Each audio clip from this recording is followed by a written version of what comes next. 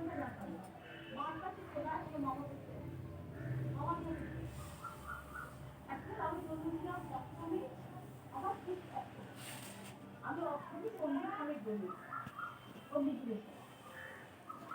আর যখন জন্মেছিল আমি কিন্তু করছি এটা মনে রাখছি